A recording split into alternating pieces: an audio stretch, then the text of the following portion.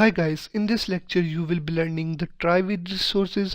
This is the previous program. So here I'm gonna show you what is the try with resources. First of all, maximize the screen. Here you can see that we have create this beer.close. We have to close the buffered reader when we read the file, but in the try with resources we don't need to close the file reader or buffered reader. And now I'm gonna make the try with resources. What is the difference in the try and try with resources? In the try we have to write all these two statements, buffered reader and file reader, here in between these parentheses. We are gonna write these two statements in between these two parentheses. So first of all I'm gonna adjust it. First of all, here you can see that in the buffered reader we have passed this file reader object, but here you can see that we can pass it directly without creating the object of this file reader. So how to pass it directly? First of all, remove it and copy this statement and write in between this buffered reader statement.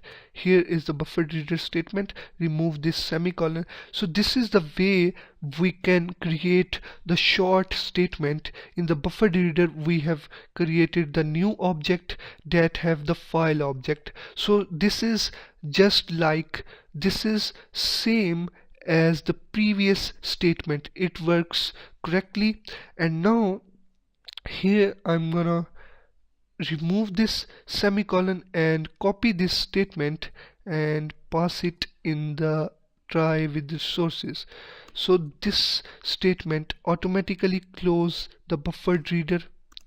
So now execute it, and here you can see that the system cannot found the file. So now I'm gonna check the file name. Here is the file.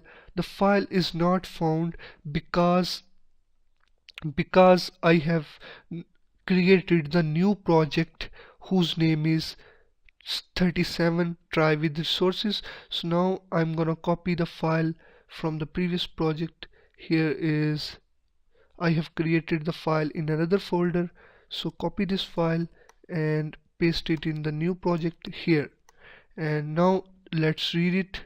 And here you can see that the text is printed. So this is the try with resources. You can understand it clearly when you practice it. So in the next lecture I'm gonna use this try with resources with the file writing. How to write the file. This is same like the file reading. So let's see it in the next lecture.